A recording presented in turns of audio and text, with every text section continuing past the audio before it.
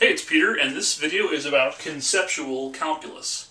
Now, what do I mean by conceptual calculus? Why not just calculus? Well, calculus is kind of like the idea of strapping some wings to your arms and jumping off of a building or something. It's a really cool idea, and you can think about it and say, man, that would be so cool.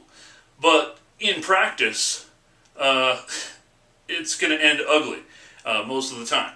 But the cool thing about it, though, is that you don't have to actually do it to understand it. So I'm going to explain really quickly what it is.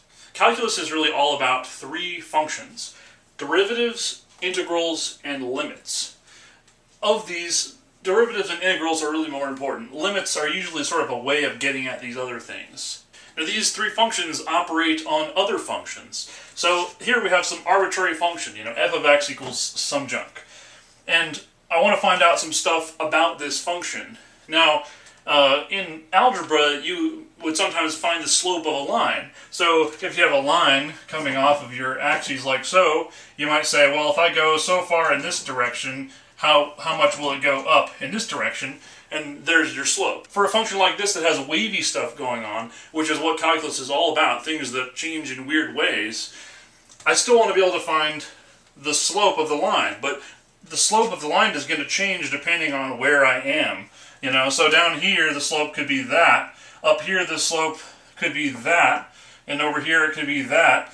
It's going to change depending on where you are in the function. So in order to find the slope of a weird wavy line, you need another function that takes this function and processes it and then tells you the slope depending on where you are. I might say I want to know, for instance, at this point here, at this x point here, what is the slope here? Well, this is f of x, so what I would find is the derivative, which is sometimes called f prime of x. So I tell it an x, and it tells me the slope, and that is the derivative right there. Conceptually, it's very simple. It's just a function that tells you the slope of the line at any given point.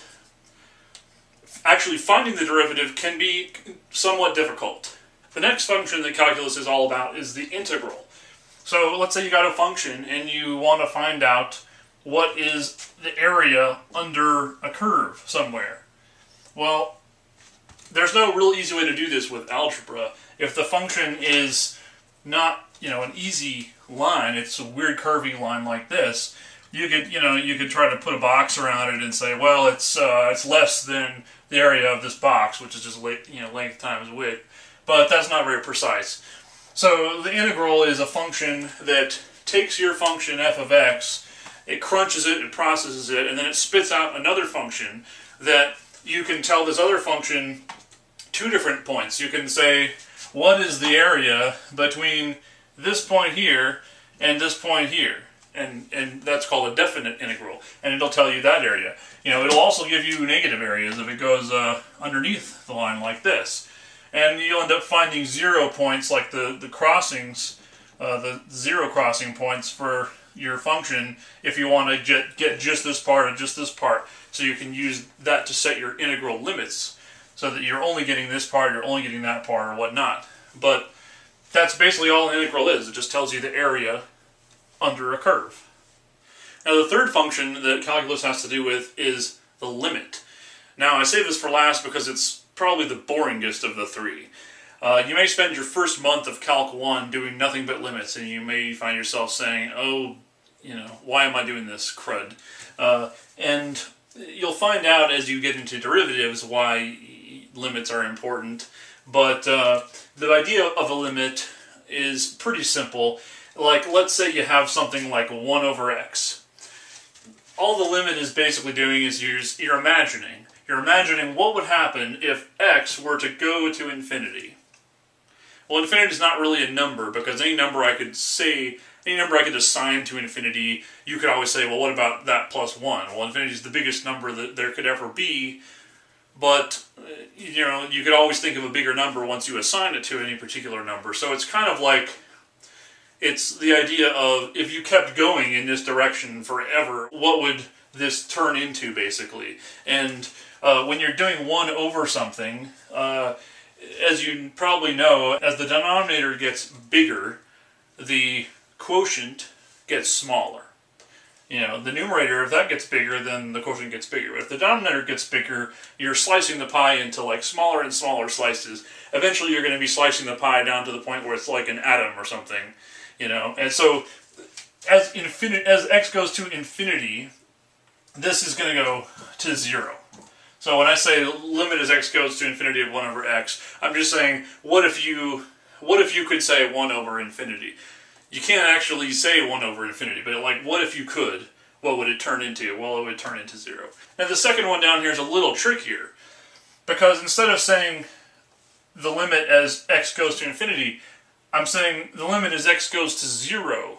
Now, you probably know from algebra class, you can't do 1 over 0 or 2 over 0 or anything over 0. You can't have 0 in the denominator. So when I say what would happen as x goes to 0 to 1 over x, it doesn't even really make any sense, because if you were to approach it from one side, it would go to infinity. If you could approach it from the positive side, it would go toward infinity. If you approach the negative side, it would go to negative infinity. So they say that this doesn't exist. There's actually does not exist.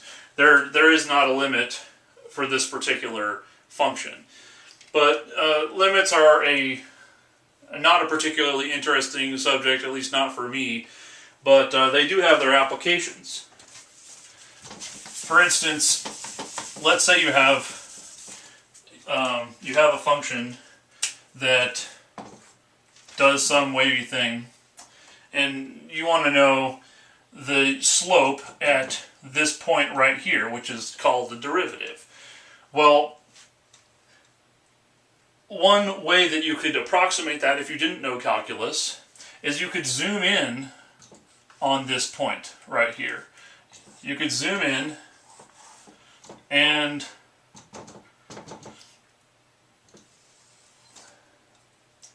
you could actually take a couple of measurements.